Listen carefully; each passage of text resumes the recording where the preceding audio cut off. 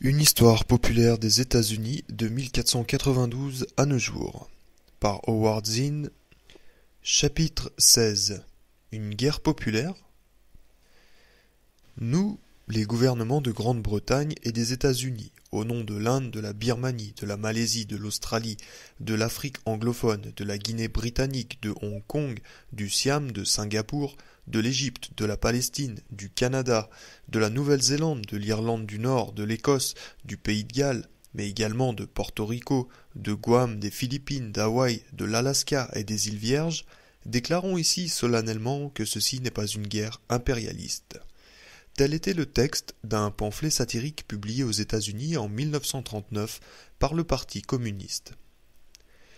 2 ans plus tard, l'Allemagne envahissait la Russie soviétique. Le Parti communiste américain, qui auparavant répétait sur tous les tons que la guerre entre les forces de l'Axe et les puissances alliées était une guerre impérialiste, l'a qualifiée dorénavant de guerre populaire contre le fascisme. Du reste, la plupart des Américains, capitalistes, communistes, démocrates et républicains, les pauvres, les riches et la classe moyenne, s'accordaient sur ce seul fait. Il s'agissait bien d'une guerre populaire. Vraiment. Par certains aspects, il s'agissait en effet de la guerre la plus populaire que les États-Unis aient jamais menée. Jamais autant d'Américains n'avaient participé à une guerre. 18 millions d'individus servirent dans les forces armées, dont 10 millions à l'étranger. 25 millions de travailleurs économisèrent régulièrement sur leur salaire pour financer l'effort de guerre. Il est cependant permis de penser qu'il s'agissait là d'une unanimité fabriquée. Toutes les autorités de la nation, le gouvernement bien sûr, mais également la presse, l'Église et même les principaux mouvements radicaux ayant lancé un appel à la guerre totale. N'existait-il pas, pourtant, des courants souterrains de refus ou certains signes non relayés de résistance ? Ce fut une guerre contre un ennemi incroyablement cruel. L'Allemagne de Hitler portait le totalitarisme, le racisme, le militarisme et l'agressivité à un niveau qu'un monde pourtant ultra cynique avait ignoré jusque-là. Mais les gouvernements alliés, anglais, américains ou russes, étaient-ils si radicalement différents que leur victoire pût suffire à balayer l'impérialisme, le racisme, le totalitarisme ou le militarisme de la surface du globe ? Le comportement même des États-Unis, tant dans ses opérations militaires qu'à l'égard de ses minorités, s'accordait-il réellement avec cette idée de guerre populaire ? La politique nationale, pendant la guerre, respectait-elle les droits de tous les citoyens à la liberté, à la vie et à la recherche du bonheur ? La politique de l'après-guerre répondait-elle aux valeurs au nom desquelles on avait prétendu faire la guerre ? Ces questions méritent qu'on s'y arrête. Durant le conflit, l'atmosphère était trop saturée de faveurs guerrières pour qu'on en débatte. L'attitude de défenseurs des nations en détresse qu'adoptèrent les États-Unis correspondait bien à l'image de l'Amérique que l'on trouvait dans les manuels scolaires, mais pas à ses antécédents avérés en politique internationale. Au début du XIXe siècle, les États-Unis s'étaient opposés à la révolution que les Haïtiens avaient déclenchée contre la France pour obtenir leur indépendance. Ils avaient également provoqué une guerre avec le Mexique, à l'issue de laquelle ils s'étaient emparés de la moitié du territoire mexicain. Sous prétexte d'aider Cuba à se débarrasser de la tutelle espagnole, les États-Unis s'y étaient installés en imposant une base militaire, leur investissement financier et un droit d'intervention dans les affaires intérieures du pays. Ils s'étaient également appropriés Hawaï, Porto Rico et Guam et avaient mené une guerre sans merci aux Philippins. Ils avaient ouvert le Japon au commerce américain à grand renfort de menaces et de navires de guerre. Ils avaient instauré la politique de la porte ouverte en Chine de manière à s'assurer de bénéficier des mêmes opportunités que les autres puissances impérialistes dans l'exploitation des ressources chinoises. Pour finir, ils avaient envoyé des troupes à Pékin pour affirmer avec d'autres nations la suprématie occidentale sur la Chine. Ces troupes étaient sur place depuis bientôt 30 ans. Tandis que les États-Unis exigeaient, avec la doctrine Monroe et par la force des armes, que le marché chinois soit totalement ouvert au commerce, ils insistaient en revanche pour que l'Amérique latine reste un marché fermé à tout sauf aux États-Unis, évidemment. Ils avaient suscité une révolution en Colombie et inventé l'État indépendant du Panama afin de permettre la construction, puis de s'assurer le contrôle du canal du même nom. En 1926, les États-Unis envoyaient 5000 soldats au Nicaragua pour contrer une révolution. Ils y laissèrent des troupes pendant 7 ans. En 1916, ils intervenaient pour la 4e fois en République dominicaine et y laissèrent également leurs soldats pendant 8 ans. En 1915, ils avaient fait de même en Haïti où les troupes restèrent durant 19 ans. Entre 1900 et 1933, Les États-Unis étaient intervenus 4 fois à Cuba, 2 fois au Nicaragua, 6 fois au Panama, 1 fois au Guatemala et pas moins de 7 fois au Honduras. En 1924, les économies de la moitié des 20 États latino-américains étaient peu ou prou aux mains des Américains. En 1935, plus de la moitié de l'acier et du coton américain avait l'Amérique latine pour déboucher. Juste avant la fin de la Première Guerre mondiale, en 1918, dans le cadre d'une intervention des Alliés en Russie, une force armée de 7000 hommes s'installait à Vladivostok. Elle y resta jusqu'en 1920.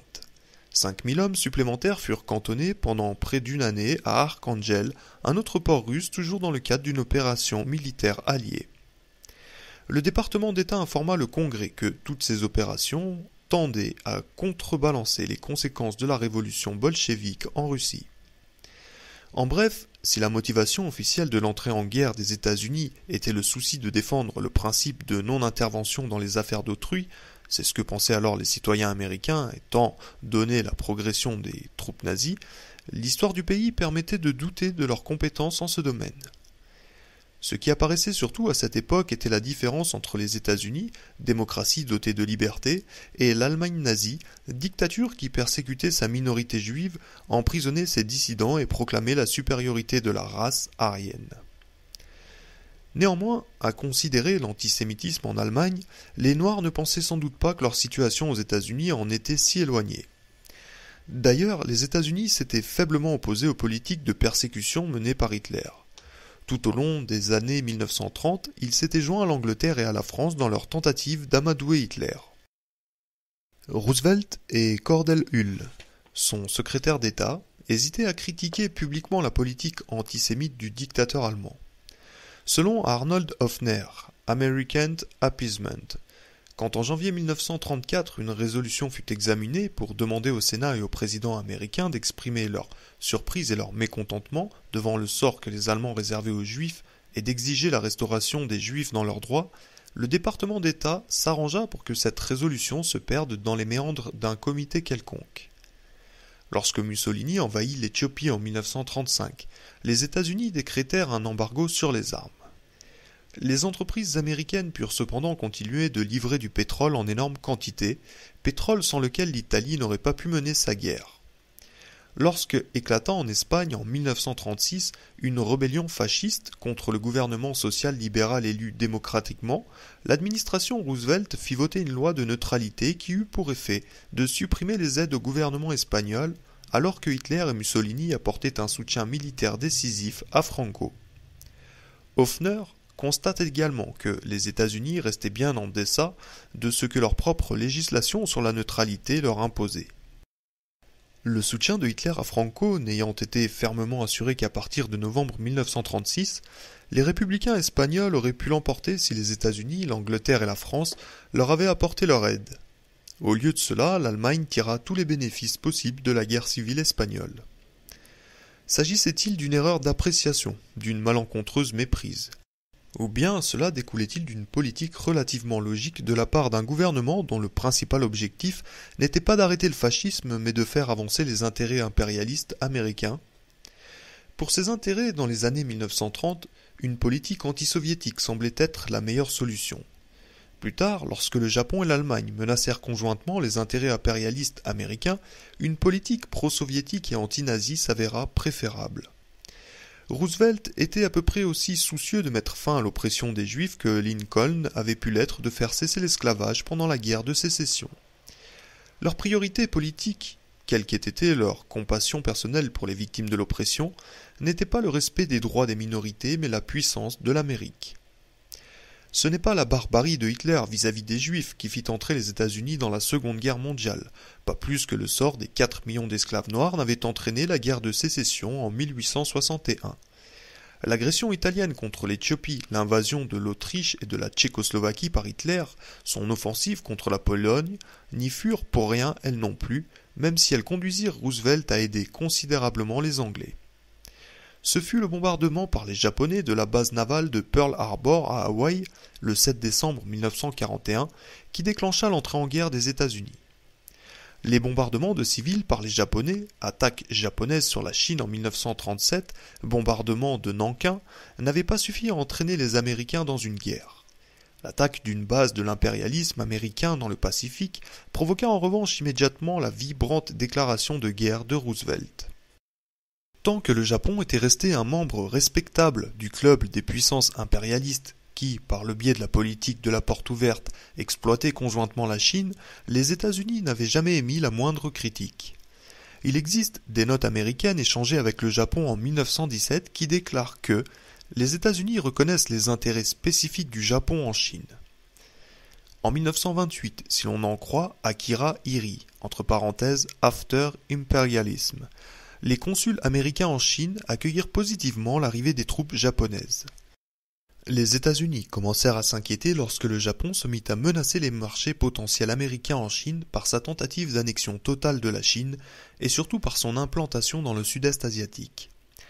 À l'été 1941, les Américains mirent en place des embargos stricts sur le fer et sur le pétrole, mesures qui provoquèrent finalement l'attaque japonaise sur Pearl Harbor. Comme Bruce Russett le confirme, entre parenthèses No Clear and Present Danger. Au cours des années 1930, le gouvernement des États-Unis n'avait que très faiblement résisté à l'avancée japonaise sur le continent asiatique, mais le sud-ouest du Pacifique était d'une indéniable importance pour les États-Unis. À cette époque, en effet, la plus grande part de l'acier et du caoutchouc utilisé en Amérique, comme d'ailleurs d'importantes quantités d'autres matières premières, provenaient de cette région. Pearl Harbor fut présenté à l'opinion publique américaine comme un acte soudain, surprenant et immoral. Immoral comme tout bombardement, cet acte n'était en revanche ni soudain ni surprenant pour le gouvernement américain. Russett affirme que l'agression japonaise contre la base navale américaine venait couronner une longue série d'agressions mutuelles entre le Japon et les États-Unis. En se lançant dans une politique de rétorsion économique contre le Japon, les États-Unis agissaient d'une manière que l'on considérait, même à Washington, comme comportant de sérieux risques de guerre. Si l'on écarte les accusations non fondées portées contre Roosevelt, il était au courant pour Pearl Harbor mais n'en a rien dit, voire il a délibérément provoqué le raid japonais sur Pearl Harbor. Il semble assez évident qu'il a agi comme James Polk l'avait fait avant lui lors de la guerre contre le Mexique et comme Lyndon Johnson le ferait plus tard lors de la guerre du Vietnam. Il mentit à l'opinion pour ce qu'il croyait être une bonne cause. En septembre et octobre 1941, il mentit à propos de deux événements impliquant des sous-marins allemands et un destroyer américain. Un historien favorable à Roosevelt, Thomas A. Bailey, écrit que Franklin Roosevelt avait trompé à plusieurs reprises le peuple américain au cours de la période qui précéda Pearl Harbor. Il était comme le médecin qui doit mentir à son patient pour son propre bien, parce que les masses ont notoirement la vue courte et qu'elles ne voient le danger que lorsqu'il leur saute à la gorge. L'un des juges du procès pour crime de guerre qui se tint à Tokyo après la Seconde Guerre mondiale, Radha Binod Pal, s'éleva contre l'ensemble des verdicts rendus à l'encontre des responsables japonais. Il affirmait que les États-Unis avaient à l'évidence provoqué la guerre avec le Japon et qu'ils avaient espéré que le Japon réagirait. Richard Minier, entre parenthèses Victor's Justice, résume le point de vue de Pal à propos des embargos sur le fer et le pétrole. Pal affirmait que ces mesures constituaient une menace claire et réelle pour l'existence même du Japon. Les archives montrent qu'une réunion à la Maison-Blanche, 2 semaines avant Pearl Harbor, anticipait une guerre et s'interrogeait sur les moyens de la justifier. Un rapport du département d'État sur l'expansion japonaise, 1 an avant Pearl Harbor, n'évoquait nullement l'indépendance de la Chine ou le principe d'autodétermination, mais affirmait en revanche: nos positions stratégiques et politiques globales seraient considérablement affaiblies par la perte des marchés chinois, indiens et du sud-est asiatique, ainsi que par la perte du marché japonais, puisque le Japon se suffit de plus en plus à lui-même. Elle serait également affaiblie par toute atteinte irrémédiable à nos capacités d'accès à des ressources comme le caoutchouc, le fer, la jute et autres matières premières vitales des régions asiatiques et pacifiques. Le comportement des États-Unis, désormais alliés aux Russes et aux Anglais, l'Allemagne ayant déclaré la guerre aux États-Unis juste après Pearl Harbor, témoigna-t-il d'un souci essentiellement humanitaire ou plutôt d'objectifs de puissance et de profit? L'Amérique faisait-elle la guerre pour mettre fin à la domination de certaines nations sur d'autres, ou pour s'assurer que les nations qui gardaient la maîtrise du monde seraient des pays amis? En août 1941, Roosevelt et Churchill se rencontrèrent au large de Terre-Neuve et présentèrent au monde la Charte de l'Atlantique. Elle fixait de nobles objectifs pour l'après-guerre et stipulait que les deux nations décidaient de ne pas rechercher d'expansion territoriale ou autre et qu'ils respectaient le droit de tous les peuples à décider du gouvernement sous lequel ils voulaient vivre. Cette charte fut célébrée comme une reconnaissance du droit des nations à l'autodétermination. Pourtant, 2 semaines avant l'annonce de la Charte de l'Atlantique, le secrétaire d'État américain, Sumner Welles, avait assuré le gouvernement français que la France conserverait son empire. Notre gouvernement, respectueux de son amitié historique avec la France, a très bien compris le désir du peuple français de conserver l'intégralité de son territoire. Le département de la Défense, entre parenthèses de Pentagon Papers, dans sa section « Histoire du Vietnam », soulignait lui-même ce qui lui apparaissait comme une politique ambivalente à l'égard de l'Indochine, remarquant « Par la Charte de l'Atlantique et autres déclarations publiques, les États-Unis ont apporté leur soutien au principe d'autodétermination et d'indépendance nationale, alors que, pendant le cours de la guerre, ils avaient assuré à plusieurs reprises aux Français leur intention de leur rendre après la guerre leur empire colonial. » Fin 1942, le représentant personnel de Roosevelt avait déclaré au général français Henri Giraud: Il est bien entendu dans nos intentions de voir la souveraineté de la France rétablie aussi vite que possible sur l'ensemble des territoires métropolitains et coloniaux sur lesquels son drapeau flottait en 1939. Ces documents, comme bien d'autres extraits des Pentagon Papers, sont signalés top secret, documents sensibles. En 1945, l'attitude ambivalente disparaissait. En mai, Truman assurait aux Français qu'ils ne remettraient pas en question leur souveraineté sur l'Indochine. À l'automne, les États-Unis pressèrent la Chine nationaliste, temporairement chargée de la partie septentrionale de l'Indochine par la conférence de Potsdam, de la restituer aux Français malgré le souhait évident des Vietnamiens d'accéder à l'indépendance. Au-delà des faveurs accordées au gouvernement français, qu'en était-il exactement des propres ambitions impérialistes des États-Unis pendant la guerre ? De ces expansions territoriales ou autres auxquelles Roosevelt avait renoncé dans la Charte de l'Atlantique. Dans la presse, on ne parlait que de combats et de mouvements de troupes. L'invasion de l'Afrique du Nord en 1942, l'Italie en 1943, le débarquement massif et spectaculaire sur les côtes normandes en 1944, les difficiles combats pour repousser les Allemands hors de France et les bombardements incessants des aviations anglaises et américaines. De leur côté, au moment du débarquement, les Russes avaient déjà expulsé les Allemands de leur territoire et étaient confrontés à 80% des effectifs allemands.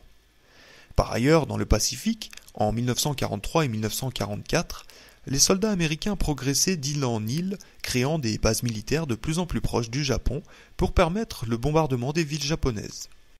Plus discrètement, sans faire l'objet des unes de la presse, les diplomates et les hommes d'affaires américains suaient sang et eau pour s'assurer que la puissance économique américaine, une fois la guerre finie, n'aurait plus de rival à l'échelle du monde. Le commerce américain devait investir des zones jusque-là dominées par les seuls Anglais. La politique de la porte ouverte et de l'accès équilibré au marché étranger devait s'appliquer de l'Asie à l'Europe. En fait, les Américains avaient l'intention de mettre les Anglais hors jeu et de prendre leur place. C'est ce qui arriva au Moyen-Orient et à son pétrole. En août 1945, un responsable du département d'État déclarait « Un tour d'horizon de l'histoire diplomatique des 35 dernières années apporte la preuve que le pétrole a joué un rôle plus important dans les affaires extérieures américaines que toute autre matière première. » L'Arabie saoudite était la plus grande réserve de pétrole du Moyen-Orient. Par l'intermédiaire du secrétaire à l'intérieur américain Harold Ick, le pétrolier Aramco avait convaincu Roosevelt d'accorder un prêt-bail à l'Arabie saoudite, établissant ainsi des intérêts américains dans ce pays. En 1944, la Grande-Bretagne et les États-Unis signèrent un pacte pétrolier s'accordant sur le principe d'un accès égal. Selon Lloyd Gardner, entre parenthèses « Economic Aspect of New Deal Diplomacy », la politique de la porte ouverte avait finalement triomphé dans tout le Moyen-Orient. L'historien Gabriel Kolko, entre parenthèses de Politics of War, conclut pour sa part que l'objectif économique de l'Amérique en guerre était de sauver le capitalisme à l'intérieur comme à l'extérieur de ses frontières.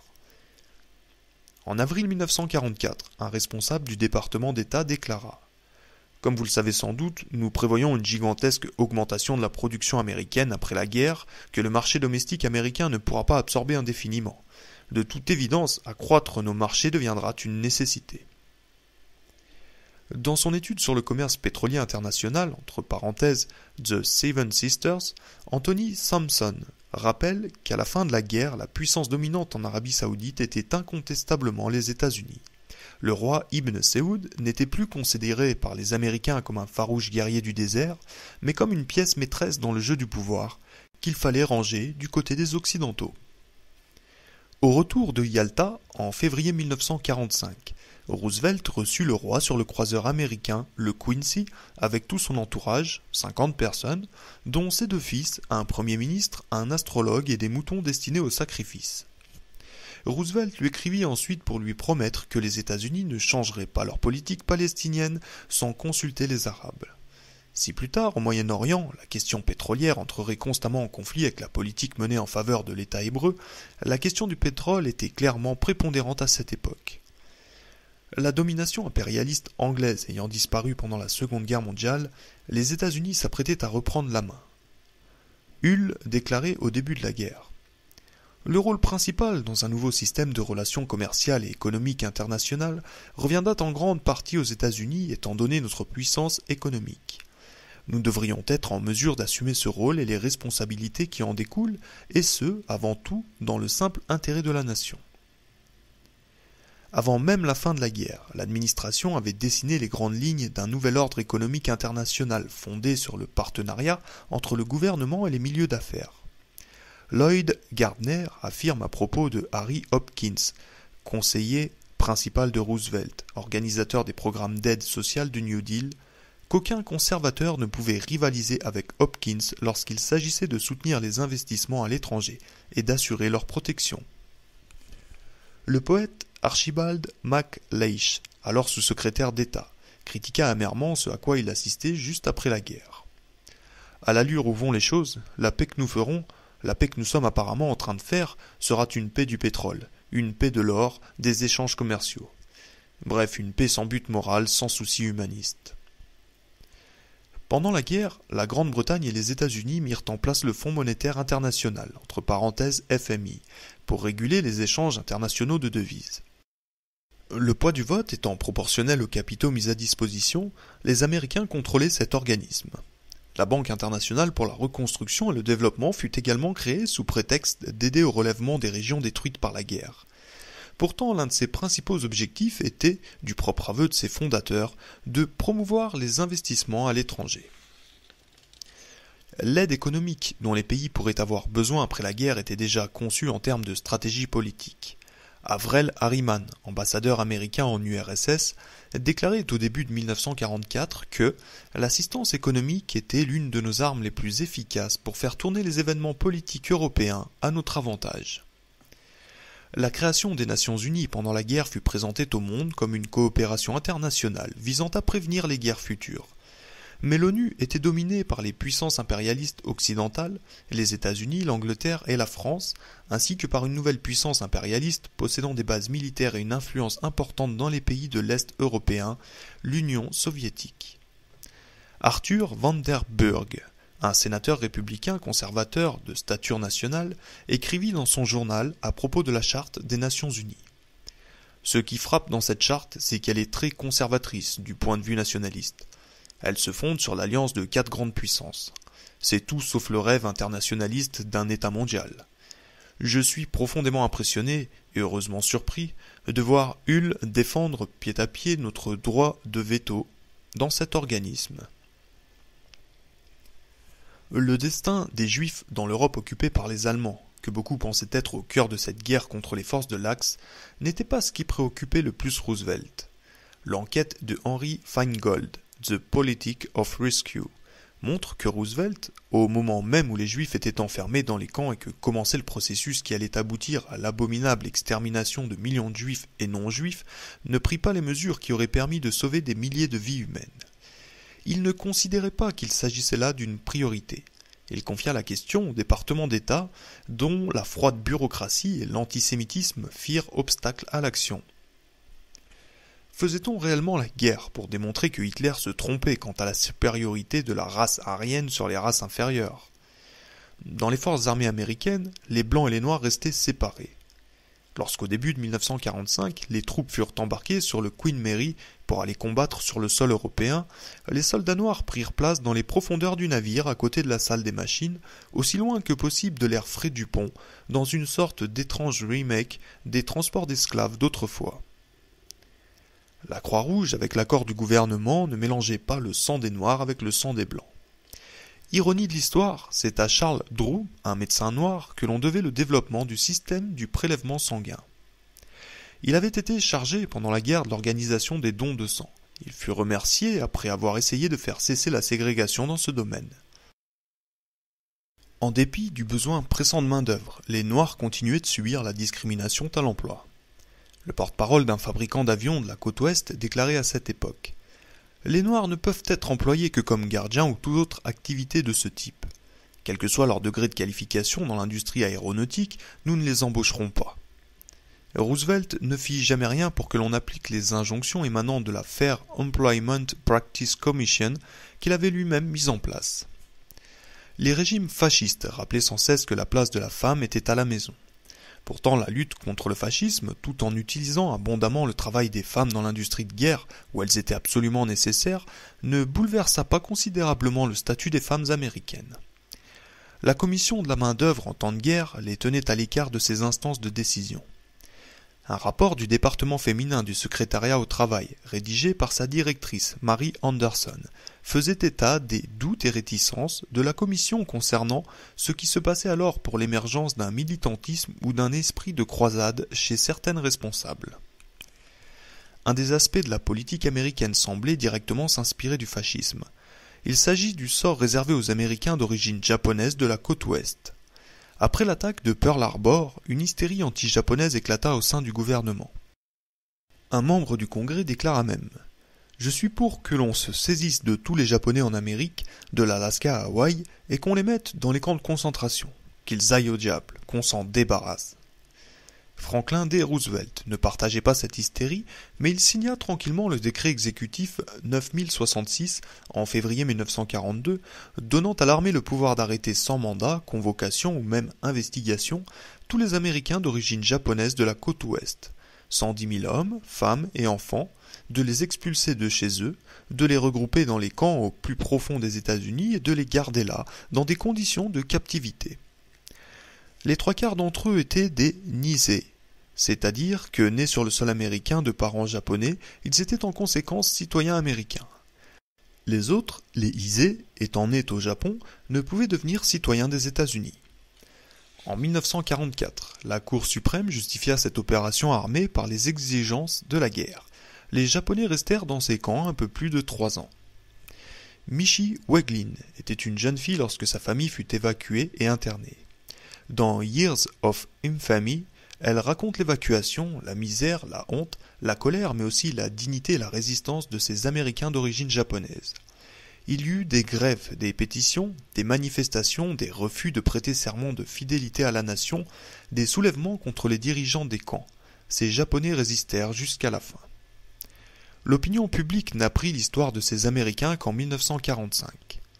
Lorsque la guerre prit fin en Asie, en septembre 1945 donc, le Harper's Magazine publia un article rédigé par un professeur de droit de Yale, Eugene V. Rostow, qui qualifiait l'évacuation des Japonais de plus grave erreur américaine de la guerre.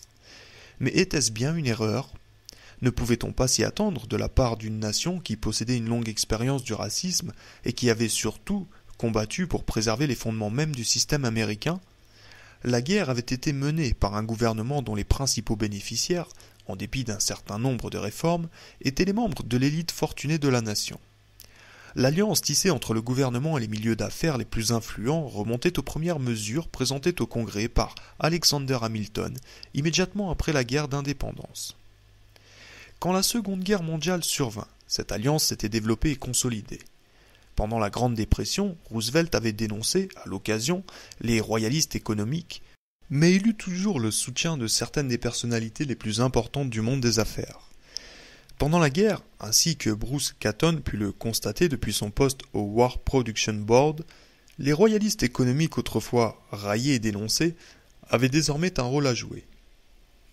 Catton, entre parenthèses, The Warlords of Washington, décrivit le processus de mobilisation industrielle destiné à soutenir l'effort de guerre et montra comment, au travers de ce mécanisme, la richesse se concentra de plus en plus dans les mains d'entreprises de moins en moins nombreuses. En 1940, les États-Unis avaient commencé leur importante livraison de matériel de guerre à la France et à l'Angleterre. En 1941, les 3/4 du montant des contrats militaires revenaient à 56 grandes entreprises. Un rapport sénatorial, entre parenthèses, concentration économique et Seconde Guerre mondiale, signalait que pendant la guerre, le gouvernement avait passé des contrats de recherche scientifique avec l'industrie. Si quelques 2000 entreprises furent concernées, 10 grandes entreprises seulement se répartirent presque la moitié du milliard de dollars de dépenses publiques engagées. La direction des politiques industrielles resta clairement entre les mains des décisionnaires habituels. Malgré les 12 millions de travailleurs affiliés à l'AFL ou au CIO, la main-d'œuvre restait cantonnée dans un rôle subalterne. En une sorte de concession à la démocratie industrielle, des comités réunissant direction et personnel furent certes mis en place dans 5000 usines américaines, mais il s'agissait avant tout de troupes disciplinaires contre les travailleurs absentéistes ou de groupes de propositions pour améliorer la production. Catton écrit encore que les hauts responsables, qui prenaient l'essentiel des décisions concernant la production, avaient décidé que rien ne devait changer véritablement. Malgré l'atmosphère générale de patriotisme et de dévouement total à la cause de la guerre, malgré les engagements à ne pas faire la grève pris par les responsables de l'AFL et du CIO, de nombreux travailleurs américains, mécontents du gel des salaires, alors que les profits des entreprises battaient des records, se mirent néanmoins en grève. Pendant la guerre, il y eut 14 000 grèves, impliquant quelques 6 700 000 travailleurs, bien plus que dans n'importe quelle autre période comparable de l'histoire des États-Unis. Pour la seule année 1944, 1 million de travailleurs se mirent en grève dans les mines, dans les aciéries, dans les industries d'équipement d'automobile et de transport. Les grèves se poursuivirent après la guerre. Au cours du premier semestre 1946, 3 millions de travailleurs se mirent en grève. Selon Jeremy Brecher, entre parenthèses, strike, sans la main de fer des syndicats, on aurait sans doute assisté à une confrontation générale entre les travailleurs d'un grand nombre d'industries et le gouvernement qui soutenait les employeurs. À Lowell, Massachusetts, par exemple, selon le manuscrit non publié de Mark Miller, entre parenthèses, The Irony of Victory, Lowell during World War II, il y eut autant de grèves en 1943 et 1944 que pendant l'année 1937. Malgré la guerre populaire, il existait un profond mécontentement dû à l'écart entre l'augmentation des profits de l'industrie du textile, 600% entre 1940 et 1946, et l'augmentation des salaires, 36% durant la même période. Que la guerre n'ait guère amélioré les difficiles conditions des femmes au travail, on peut l'affirmer en rappelant par exemple qu'à Lowell, seuls 5% des mères travaillant pour l'effort de guerre étaient en mesure d'envoyer leurs enfants dans des écoles maternelles. Les autres devaient se débrouiller par leurs propres moyens. Malgré la tonitruante ferveur patriotique et malgré l'agression fasciste, nombreux étaient ceux qui pensaient que la guerre était injustifiable. Sur les 10 millions de soldats incorporés dans les forces armées américaines, seuls 43 000 refusèrent de se battre. Mais cela représentait tout de même 3 fois le nombre des objecteurs de conscience de la Première Guerre mondiale. Sur ces 43 000 personnes, quelques 6 000 furent emprisonnés, 4 fois plus proportionnellement que pendant la Grande Guerre. Dans les prisons fédérales, un détenu sur 6 était objecteur de conscience. Ils furent bien plus de 43 000 à ne pas se présenter du tout à l'incorporation. Le gouvernement chiffrait à 350 000 cas le nombre de refus d'incorporation, qu'il s'agisse des hommes qui n'apparaissaient pas sur les listes d'incorporation ou de ceux qui désertèrent effectivement. En fait, il est difficile de fournir une estimation fiable en ce domaine, mais il est probable qu'en ajoutant les objecteurs de conscience aux déserteurs, on arrive à plusieurs centaines de milliers d'individus, ce qui n'est pas rien dans le cadre d'une communauté américaine presque unanimement favorable à la guerre. Parmi les soldats qui semblaient accepter de combattre, combien y en avait-il qui détestaient les autorités, n'étaient pas enthousiastes à l'idée de se battre pour des objectifs peu clairs et dans les rangs d'une armée rien moins que démocratique? Personne n'a recueilli l'amertume des soldats devant les privilèges spécifiques accordés aux officiers. Pour ne donner qu'un exemple, les équipages des appareils de combat de la US Air Force en Europe trouvaient dans les salles de cinéma des bases militaires 2 files d'attente séparées, une pour les officiers, courte, et une pour les appelés très longues.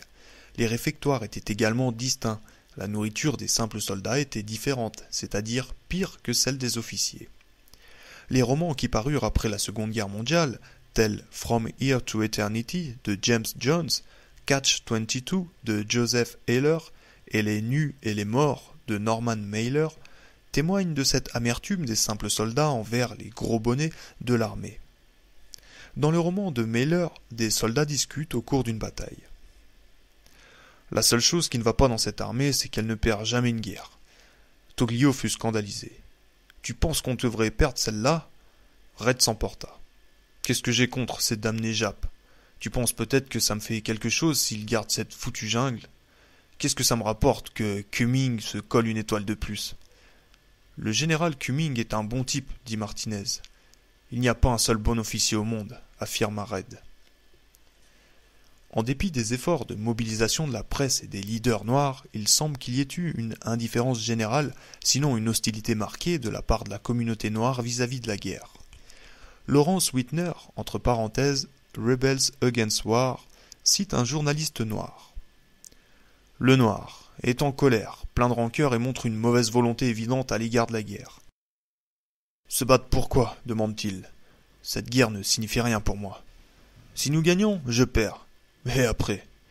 Un officier noir en permission raconta à des amis de Harlem qu'il avait participé à des centaines de réunions avec des soldats noirs et qu'il n'avait constaté aucun enthousiasme particulier pour cette guerre.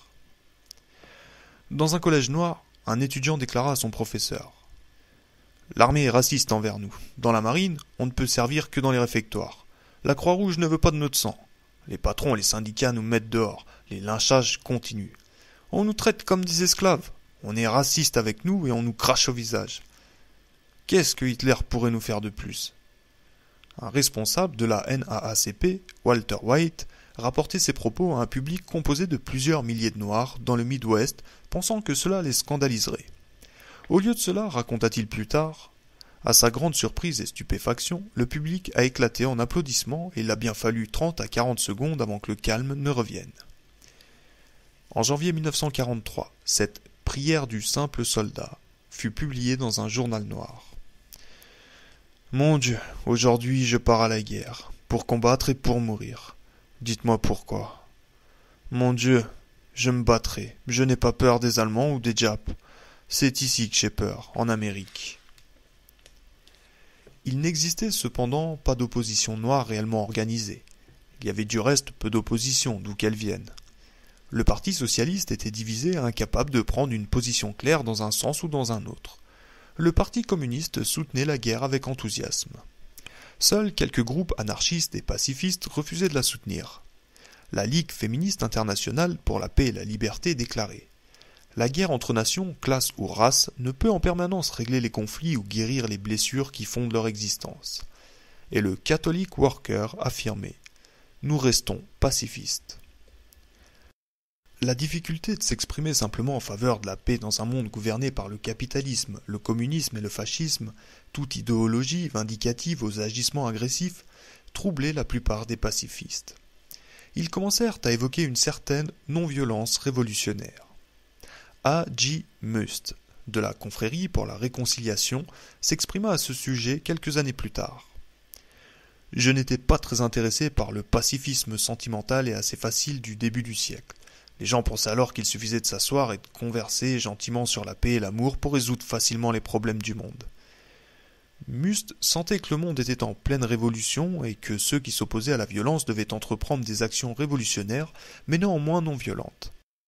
Un mouvement de pacifisme révolutionnaire se devait d'entrer réellement en contact avec les groupes minoritaires tels que les Noirs, les métayers et les ouvriers de l'industrie. Parmi les groupes socialistes, un seul s'opposa sans équivoque à la guerre, le Parti socialiste ouvrier. La loi sur l'espionnage de 1917, restée en vigueur depuis, s'appliquait aux prises de position en temps de guerre. En 1940, le Congrès vota la loi Smith, qui reprenait les dispositions de la loi sur l'espionnage concernant les discours ou les écrits susceptibles d'inciter au refus de servir dans les forces armées, en les appliquant désormais également en temps de paix. La loi Smith considérait aussi comme un délit d'appeler au renversement du gouvernement par la force ou par la violence, ou de participer à tout mouvement qui défendrait ou publierait des articles prônant cette idée. À Minneapolis, en 1943, 18 membres du Parti socialiste ouvrier furent jugés pour appartenance à un parti dont les idées exprimées dans sa déclaration de principe, ainsi que dans le manifeste du Parti communiste, étaient supposées contrevenir à la loi Smith. Ils furent condamnés à la prison et la Cour suprême refusa d'examiner leur cas en appel. Quelques voix continuèrent cependant à insister sur le fait que la vraie guerre se déroulait à l'intérieur des frontières nationales. La revue de Dwight MacDonald, Politics, publia au début de 1945 un article rédigé par la philosophe ouvrière française Simone Weil. Et, sous tous les noms dont il peut se parer, fascisme, démocratie ou dictature du prolétariat, l'ennemi capital reste l'appareil administratif, policier, militaire. Non pas celui d'en face, qui n'est notre ennemi qu'autant qu'il est celui de nos frères, mais celui qui se dit notre défenseur et fait de nous ses esclaves.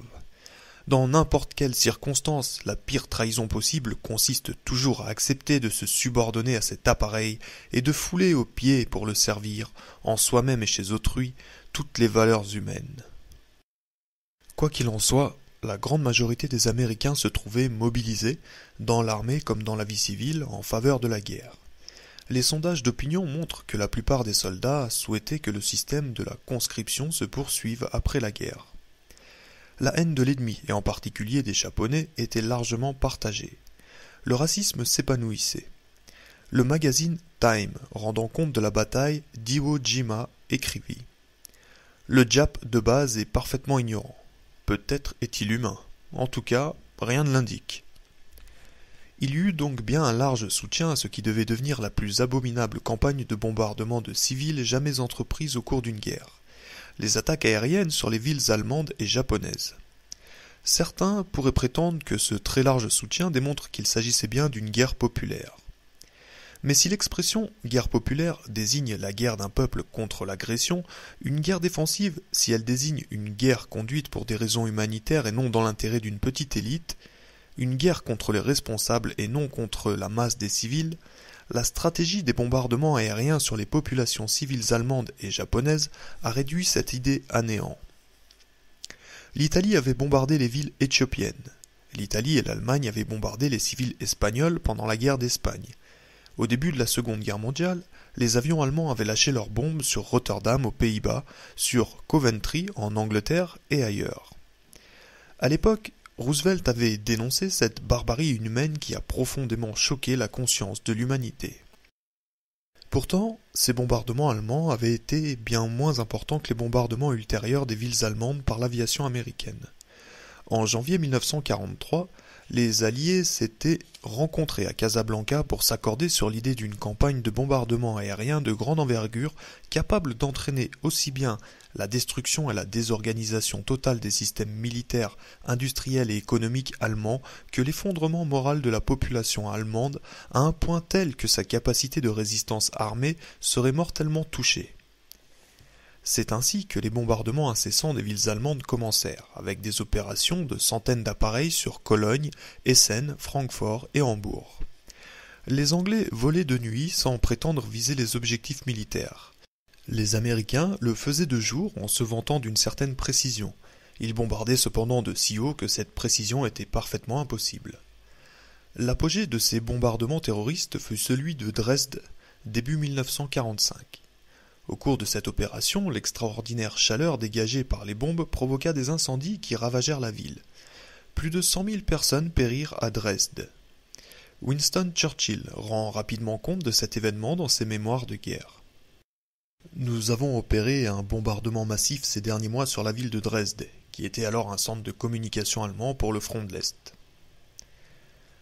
Le pillonnage des villes japonaises correspondait également à cette stratégie de saturation destinée à détruire le moral des civils. Un bombardement nocturne sur Tokyo fit quelques 80 000 victimes. Puis, le 6 août 1945, apparut dans le ciel d'Hiroshima un unique avion américain qui lâcha la première bombe atomique faisant environ 100 000 morts et des dizaines de milliers d'autres victimes qui allaient mourir lentement de l'effet dévastateur des radiations. 12 officiers américains présents dans les prisons de la ville trouvèrent également la mort. Selon l'historien Martin Sherwin, entre parenthèses, A World Destroyed, ce fait n'a jamais été officiellement reconnu par les autorités américaines. 3 jours plus tard, une autre bombe atomique était lâchée sur Nagasaki, faisant environ 50 000 victimes supplémentaires. Ces actes atroces furent justifiés par la nécessité d'accélérer la fin de la guerre et d'éviter d'envahir le Japon. Une telle opération aurait entraîné de nombreuses pertes humaines, déclara le gouvernement. 1 million selon le secrétaire d'État Byrnes, 500 000 d'après ce que Truman déclare avoir entendu dire par le général George Marshall.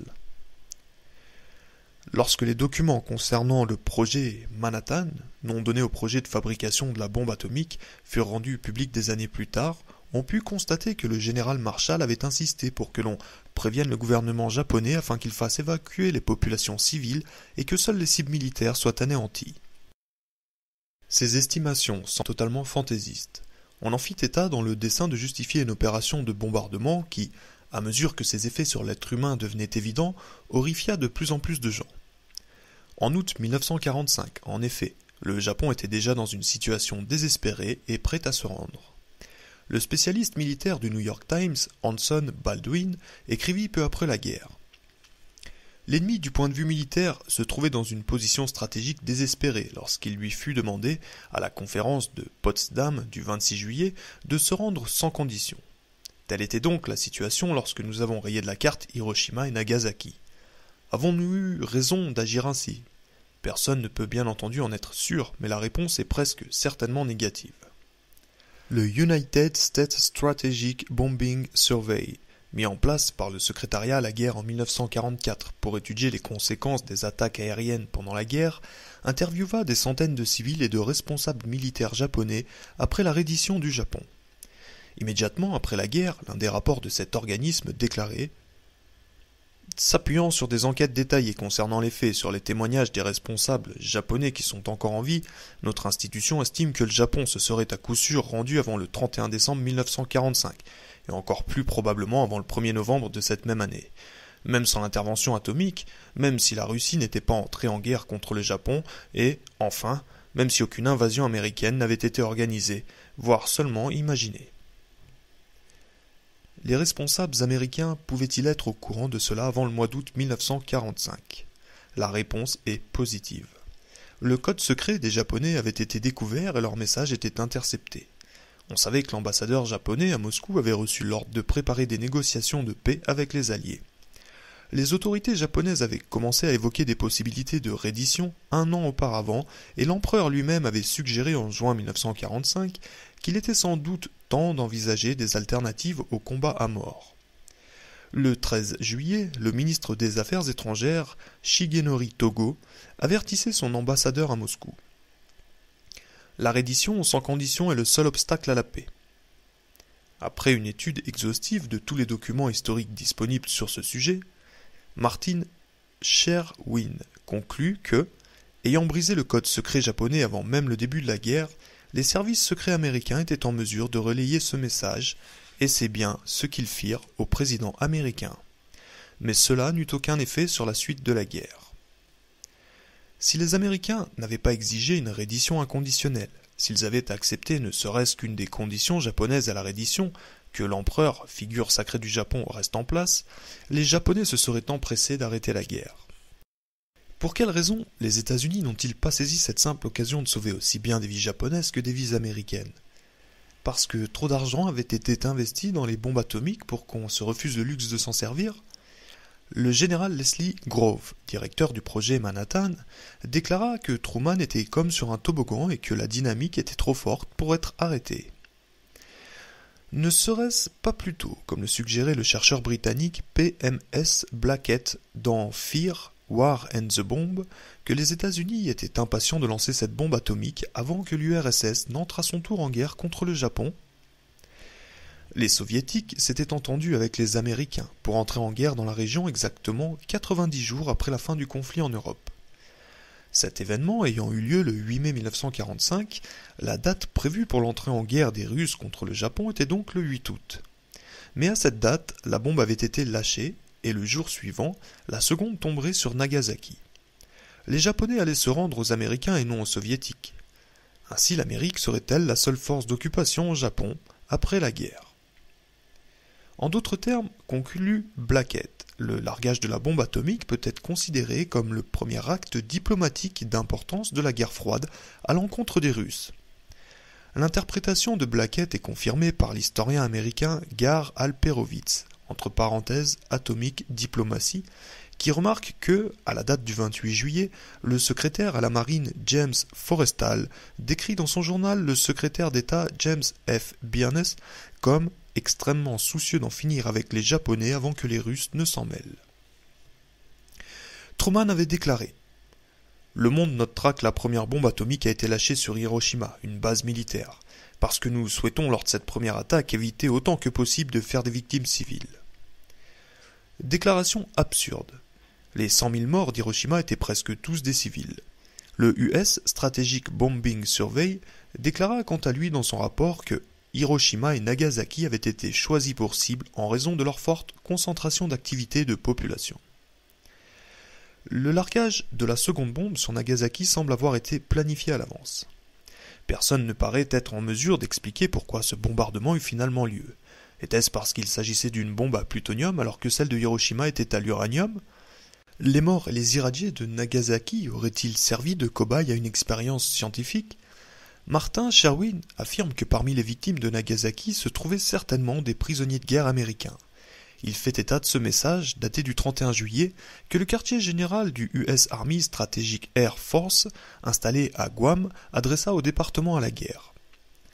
Certaines sources concernant les prisonniers de guerre et non encore confirmées par des vues photographiques nous informent de la présence de prisonniers de guerre alliés dans un camp situé à quelques kilomètres au nord de Nagasaki. Cela doit-il avoir une quelconque influence sur le choix de la cible dans l'opération Centerboard initialement prévue ? Réponse immédiate demandée. La réponse fut la suivante.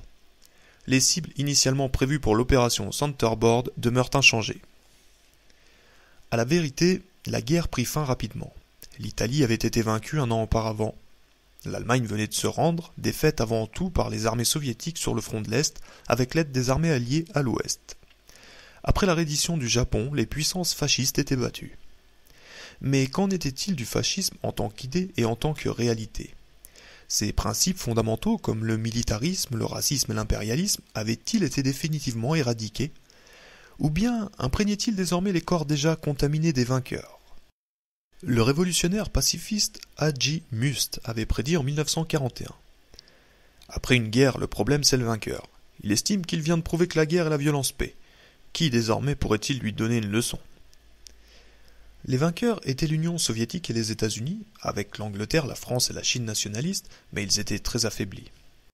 Ces deux pays pouvaient à présent se mettre au travail, sans croix gammée, sans pas de loi ou sans racisme officiellement déclaré, sous couvert de socialisme d'un côté et de démocratie de l'autre, pour se constituer leur propre ère d'influence. Ils s'accordèrent pour se partager et revendiquer l'un et l'autre la domination du monde, pour se doter d'appareils militaires bien plus puissants que ceux des défunts États fascistes, et pour peser sur le destin de bien plus de pays que n'en avaient soumis Mussolini, Hitler et le Japon.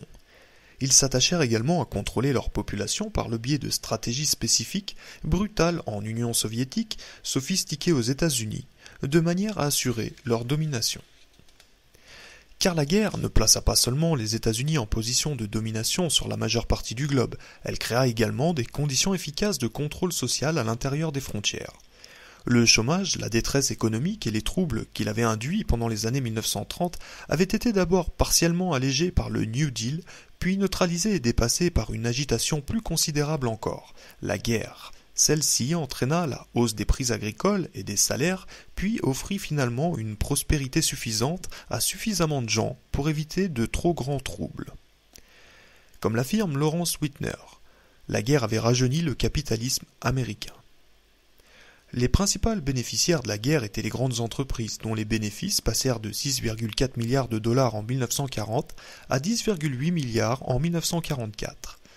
Mais les ouvriers et les agriculteurs en profitèrent également assez pour se satisfaire du système.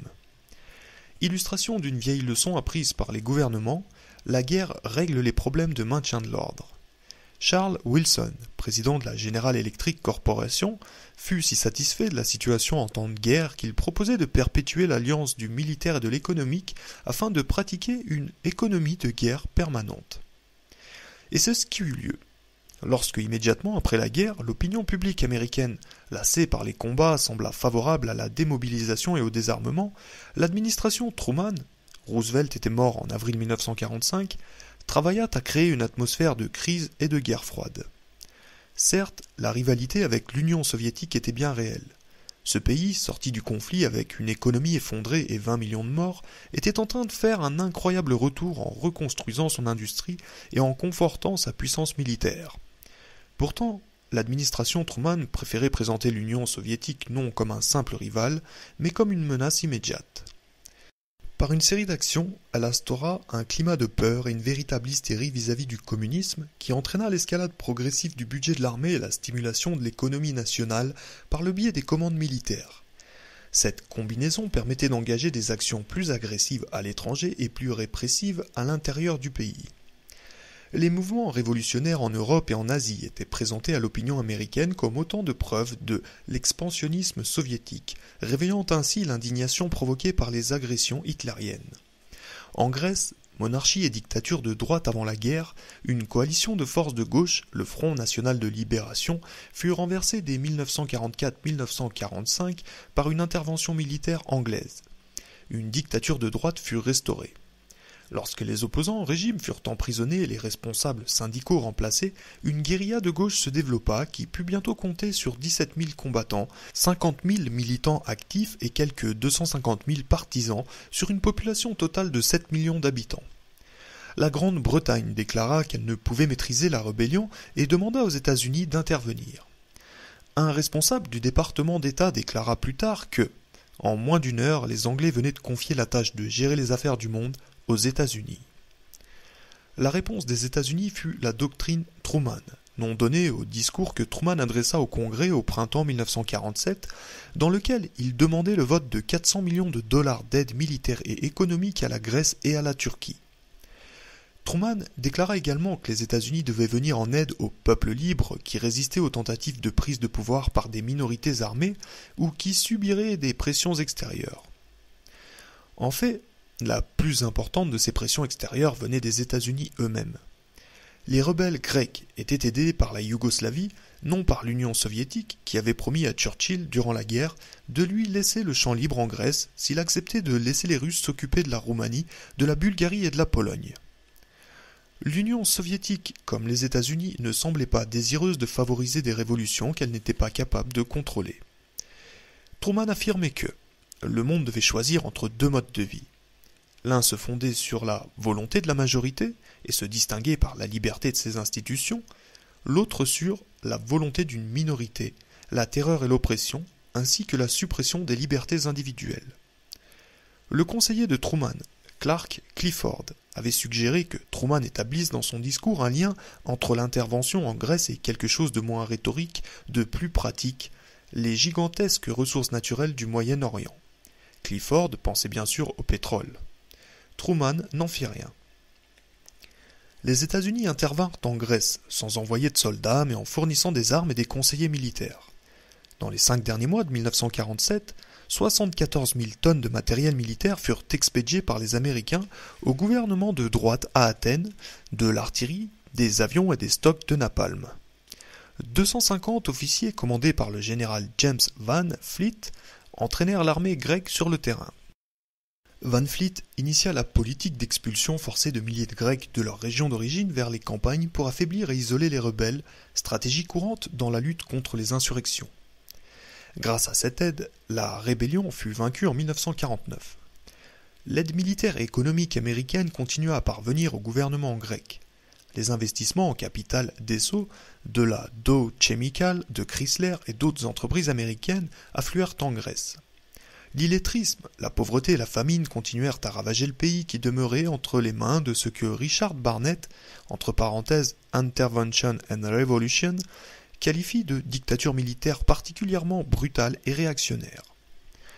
En Chine, une révolution menée par un mouvement communiste jouissant d'un soutien populaire massif était sur le point de se produire lorsque la Seconde Guerre mondiale prit fin. Une armée rouge, qui s'était battue contre les Japonais, luttait à présent pour renverser la dictature corrompue de Chiang Kai-shek, soutenue par les États-Unis. L'Amérique avait fourni en 1949 pour 2 millions de dollars d'aide aux forces de Chiang Kai-shek. Le gouvernement de ce dernier, si l'on en croit les documents du département d'État concernant la Chine, avait néanmoins perdu la confiance de ses propres troupes et de la population. En janvier 1949, les forces communistes chinoises pénétraient dans Pékin. La guerre civile prit fin. La Chine se trouvait désormais aux mains d'un mouvement révolutionnaire, situation la plus proche, dans toute la déjà longue histoire de ce peuple, d'un gouvernement populaire indépendant de toute domination étrangère.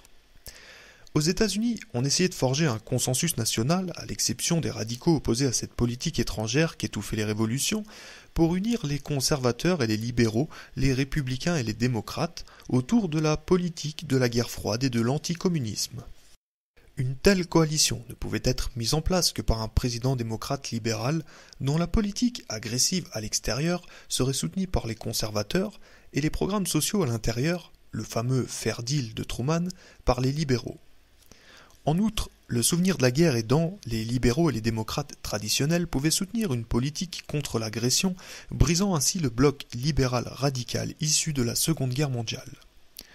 De surcroît, si le sentiment anticommuniste devenait assez puissant, les libéraux pourraient être conduits à soutenir des politiques de répression intérieure qui, en temps ordinaire, leur auraient paru contraires à leur traditionnel esprit de tolérance.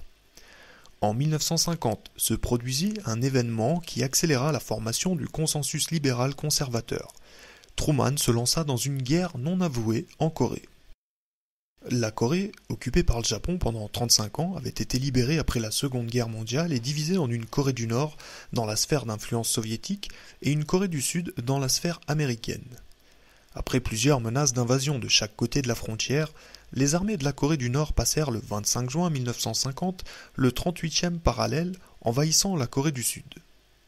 Les Nations Unies, dominées par les États-Unis, demandèrent alors à leurs membres d'aider à repousser l'agression. Truman ordonna aux forces armées américaines de venir au secours de la Corée du Sud et l'armée américaine se transforma en armée des Nations Unies. Truman déclara « Un retour à la loi de la force dans les affaires internationales aurait des effets incalculables. Les États-Unis continueront de défendre la force de la loi. » La réponse de l'Amérique à la loi de la force fut de réduire les deux Corées à l'état de ruine après 3 ans de bombardements et de pilonnage intensif. On utilisa le napalm. Un journaliste de la BBC en décrivit les effets. Devant nous se tenait une forme étrange, à moitié accroupie, les jambes écartées et les bras pendant de chaque côté du corps. Elle n'avait plus d'yeux, et tout son corps, du moins tout ce qu'on pouvait en apercevoir à travers ses guenilles brûlées, était couvert d'une croûte noire et dure sointante de pus. Comme cet être n'avait plus de peau, il devait se tenir de manière à éviter que la sorte de croûte qui le recouvrait ne se brise. Je repensais alors aux centaines de villages réduits en cendres que j'avais personnellement traversés, et je réalisais la liste incroyable des pertes qui nous parviendraient bientôt de la ligne de front coréenne. 2 millions de Coréens environ, aussi bien au nord qu'au sud, périrent pendant la guerre de Corée, et tous sous prétexte qu'il fallait s'opposer à la loi de la force. Quant à la force de la loi, les opérations militaires américaines semblaient peu s'en soucier. La résolution des Nations Unies avait demandé une intervention visant à repousser l'agression armée et à restaurer la paix et la sécurité dans la région. Mais les forces américaines, après avoir repoussé les Nord-Coréens au-delà du 38e parallèle, continuèrent leur progression en Corée du Nord jusqu'au fleuve Yalu, sur la frontière chinoise, provoquant l'entrée en guerre de la Chine. La Chine progressa alors vers le sud et la guerre se stabilisa autour du 38e parallèle jusqu'à ce que des négociations de paix rétablissent, en 1953, l'ancienne frontière entre le nord et le sud. La guerre de Corée mobilisa l'opinion libérale derrière la guerre et le président. Elle créa le genre de coalition dont on avait besoin pour soutenir une politique d'intervention à l'étranger et une militarisation de l'économie à l'intérieur. Bien sûr, ceux qui, comme les radicaux critiques en particulier, restaient en dehors de la coalition se retrouvaient dans une position difficile. Alonzo Ambi, entre parenthèses, Behind the New Deal, avait fait remarquer que la guerre de Corée fut soutenue par The Nation, par The New Republic et par Henry Wallace, qui en 1948 s'était présenté à la présidence contre Truman sur une liste de coalition des forces progressistes. Si les libéraux n'appréciaient guère le sénateur McCarthy, qui voyait des communistes partout, même dans les rangs des libéraux, la guerre de Corée, selon Ambi, avait offert un sursis au maccarthisme. Au cours de la difficile période des années 1930 et pendant la guerre contre le fascisme, la gauche était devenue relativement influente. Les militants effectifs du Parti communiste étaient assez peu nombreux, moins de 100 000 probablement, mais représentaient une force importante dans le monde du syndicalisme, dans les milieux artistiques et parmi le très grand nombre d'Américains que l'échec du système capitaliste dans les années 1930 avait amené à juger favorablement le communisme et le socialisme. Ainsi, après la Seconde Guerre mondiale, les autorités devaient absolument isoler la gauche américaine pour conforter le capitalisme dans le pays et forger un consensus autour de la politique impérialiste des États-Unis. Le 22 mars 1947, 2 semaines après avoir présenté au pays sa fameuse doctrine pour la Grèce et la Turquie, Truman signa le décret exécutif 9835 mettant en place un programme d'investigation sur toute tentative d'infiltration de la part d'individus déloyaux dans les instances gouvernementales. Dans leur livre The 50s, Douglas Miller et Marion Nowak font ce commentaire. Bien que Truman dut regretter plus tard la grande vague d'hystérie qui balaya le pays, son engagement dans la victoire sur le communisme pour préserver les États-Unis de toute menace interne ou externe était dans une très large mesure responsable de cette fameuse hystérie. Entre mars 1945 et décembre 1952, près de 6 600 000 personnes furent interrogées. On ne découvrit pas un seul cas d'espionnage, mais 500 personnes furent démises de leurs fonctions sous prétexte de loyauté incertaine. Tout cela se fit sur la base de preuves non rendues publiques, d'indicateurs anonymes et rémunérés en l'absence de tout juge ou jury. Malgré l'absence de la moindre tentative de subvention, la publicité donnée à cette chasse aux rouges officielle nourrit le fantasme populaire selon lequel l'administration fédérale était truffée d'espions. Une réaction défensive et conservatrice déferla sur le pays. Les Américains furent convaincus de la nécessité d'une sécurité absolue et de la préservation de l'ordre établi. L'actualité internationale de l'après-guerre confortait ce large soutien à la croisade anticommuniste à l'intérieur des frontières américaines. En 1948, le Parti communiste tchécoslovaque expulsa les non-communistes du gouvernement pour imposer sa propre domination. L'Union soviétique organisa la même année le blocus de Berlin, conjointement occupé par les forces alliées mais isolé au cœur de l'Allemagne de l'Est dans la sphère d'influence soviétique, obligeant ainsi les Américains à organiser un couloir aérien pour faire parvenir de l'aide aux Berlinois. En 1949, les communistes l'emportaient en Chine et, la même année, l'Union soviétique faisait exploser sa première bombe atomique. En 1950, la guerre de Corée commençait. Tous ces événements étaient présentés à l'opinion publique comme les signes d'une conspiration communiste d'envergure planétaire. Moins médiatisés que les victoires communistes, mais tout aussi inquiétants aux yeux du gouvernement américain, des mouvements indépendantistes éclataient partout à travers le monde chez les peuples colonisés. Des mouvements révolutionnaires se développaient en Indochine contre les Français, en Indonésie contre les Hollandais, aux Philippines contre les États-Unis. En Afrique, la rébellion et le mécontentement s'exprimaient au travers des grèves. Dans Let Freedom Come, Basil Davidson fait état de la plus longue grève de l'histoire africaine. Conduite par 19 000 cheminots d'Afrique occidentale française en 1947, elle dura 160 jours.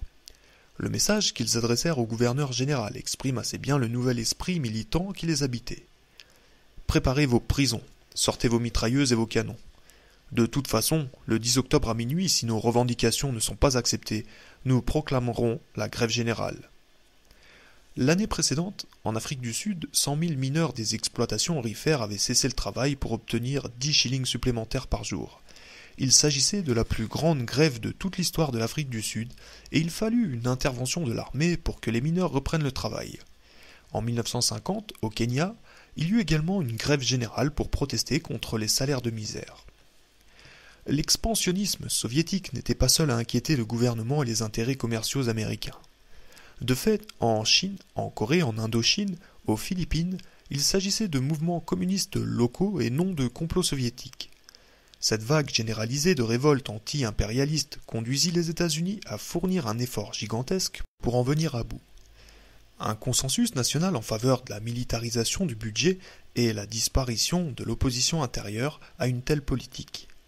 Truman et les libéraux du Congrès s'entendirent pour tenter de mettre en place une nouvelle unité nationale pour les années d'après-guerre, avec pour outil les serments de loyauté exigés par le décret exécutif, les poursuites entamées par le département de la justice et la législation anticommuniste.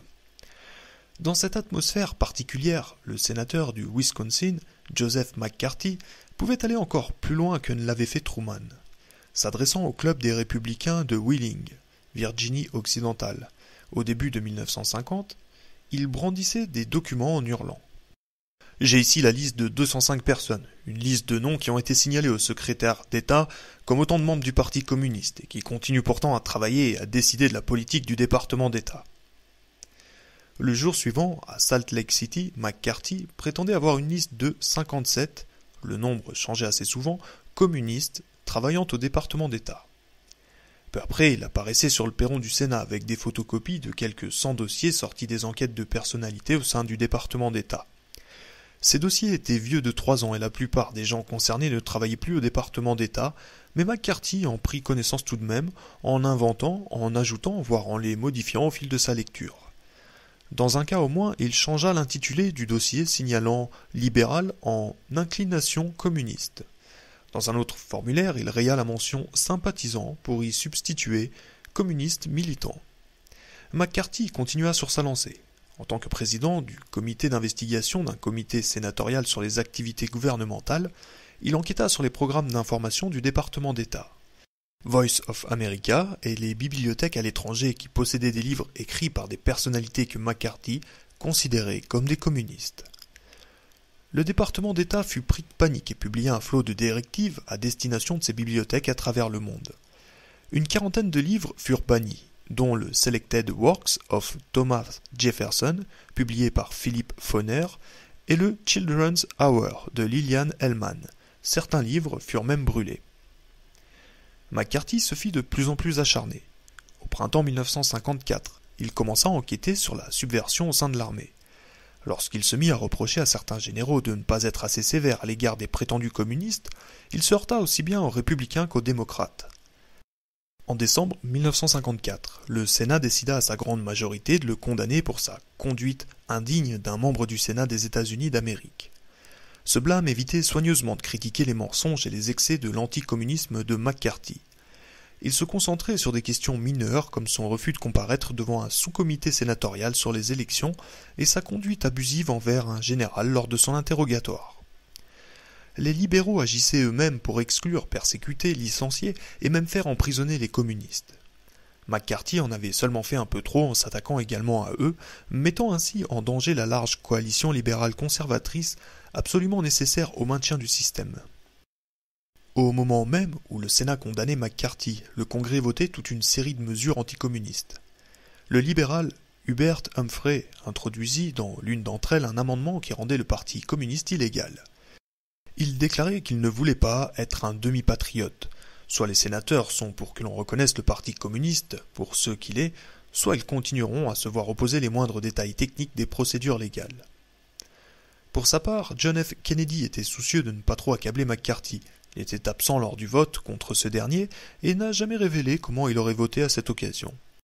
Il n'était pas loin de partager avec McCarthy l'idée selon laquelle la victoire des communistes en Chine était due à la complaisance avec laquelle on traitait le communisme au sein du gouvernement américain.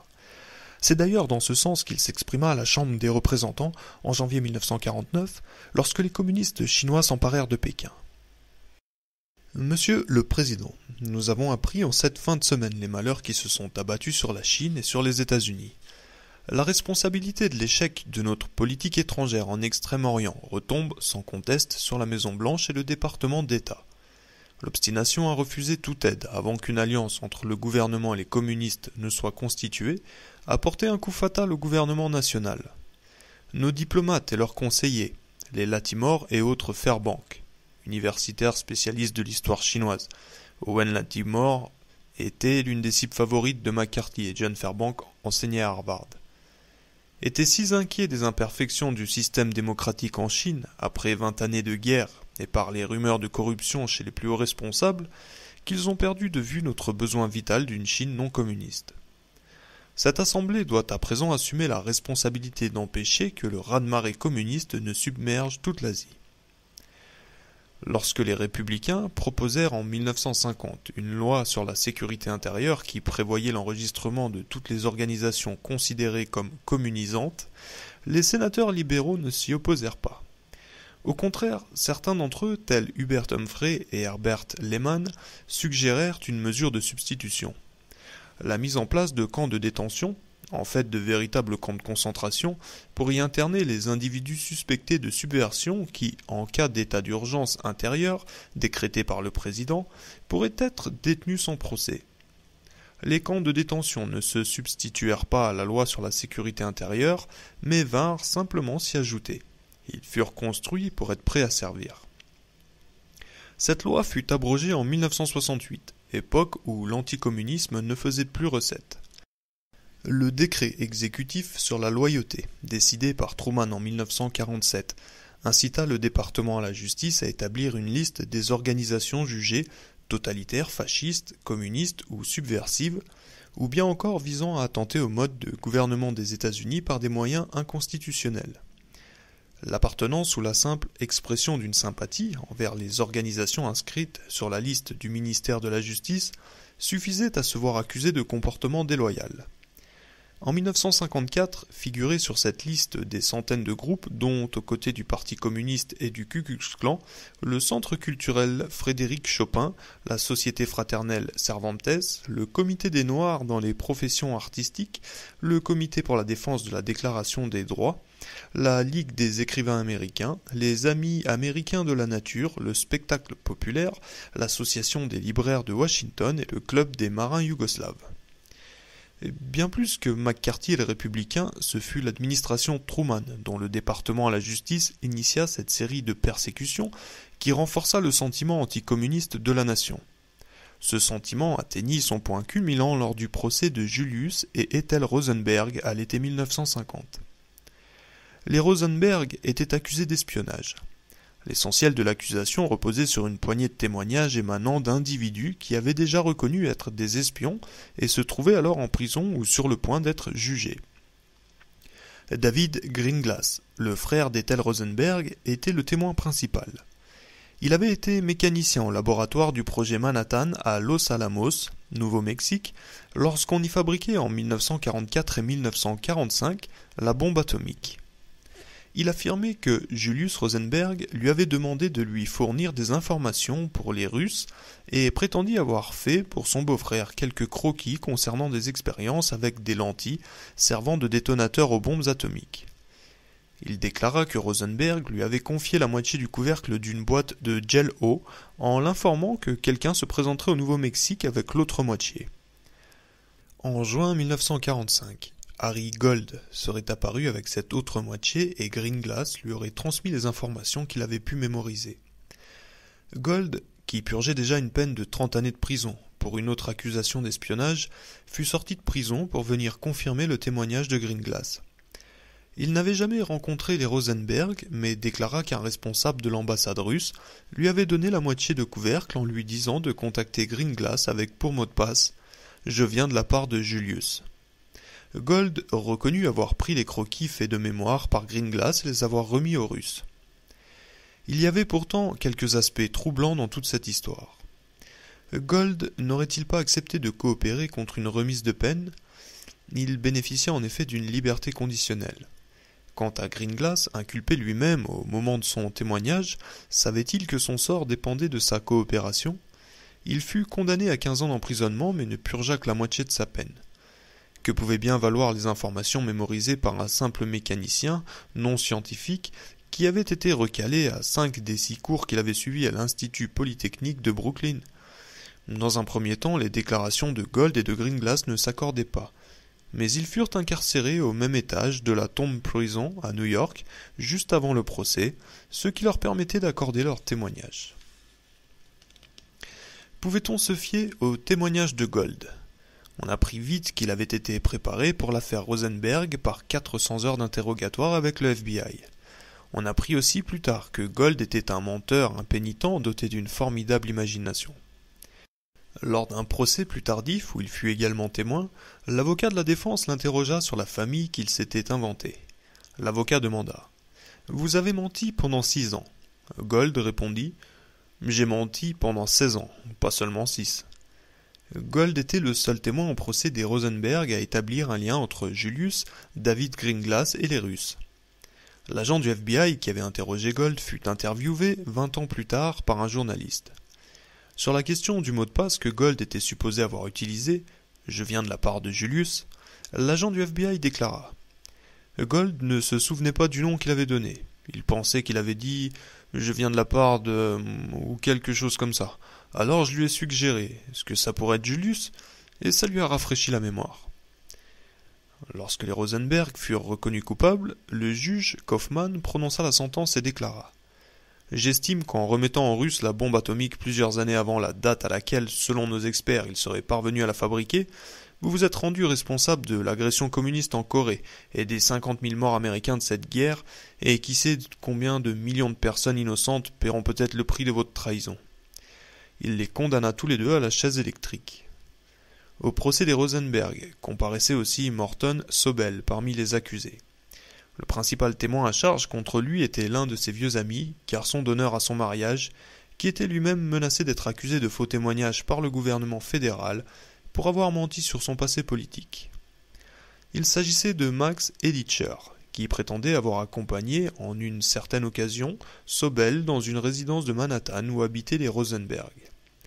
Sobel serait sorti de la voiture après avoir pris dans la boîte à gants ce qui ressemblait à un boîtier photographique et serait revenu sans. On ne sut jamais ce que pouvait contenir ce boîtier. Les charges contre Sobel étaient si minces que son avocat décida qu'il n'était pas nécessaire de présenter une défense. Mais le jury déclara Sobel coupable et le juge Kaufman le condamna à 30 ans de prison. Il fut incarcéré à Alcatraz et on lui refusa régulièrement la liberté conditionnelle. Il passa 19 années dans différentes prisons avant d'être finalement libéré. Des documents du FBI rendus publics en 1970 apportent la preuve que Kaufman s'était entretenu secrètement avec les procureurs au sujet des peines qu'il infligerait dans ces affaires. Un autre document montre que, après 3 années d'appel du jugement, un entretien eut lieu entre le secrétaire à la justice, Herbert Brownell, et le président de la Cour suprême, Fred Vinson, au cours duquel Vinson assura à Brownell que si un juge de cette Cour suprême donnait un avis de suspension de la peine, il s'arrangerait personnellement pour réunir l'ensemble de la Cour et faire rejeter cette décision. Il y eut une campagne internationale de protestation en faveur des Rosenberg. Albert Einstein, qui avait convaincu Roosevelt au début de la guerre de lancer les recherches sur la bombe atomique, demanda la grâce des Rosenberg. Jean-Paul Sartre, Pablo Picasso et la sœur de Bartolomeo Vanzetti firent de même. On lança un appel en grâce au président Truman juste avant qu'il ne quitte la présidence au printemps 1953. Il fut rejeté. Puis il y eut une autre demande auprès du président Dwight Eisenhower, qui fut à son tour rejetée. Au dernier moment, le juge William O. Douglas accorda un sursis d'exécution. Le président de la Cour suprême, Vinson, fit revenir par avions spéciaux à Washington les juges de la Cour suprême qui se trouvaient en vacances. Ils rejetèrent le sursis accordé par Douglas juste à temps pour que l'exécution puisse avoir lieu le 19 juin 1953. Il s'agissait de montrer à tous les habitants de ce pays, bien que fort peu aient été en mesure de s'identifier aux Rosenberg, ce qui attendait tout individu que le gouvernement désignerait comme traître. Au début des années 1950, la commission sur les activités anti-américaines de la Chambre des représentants était au sommet de sa gloire.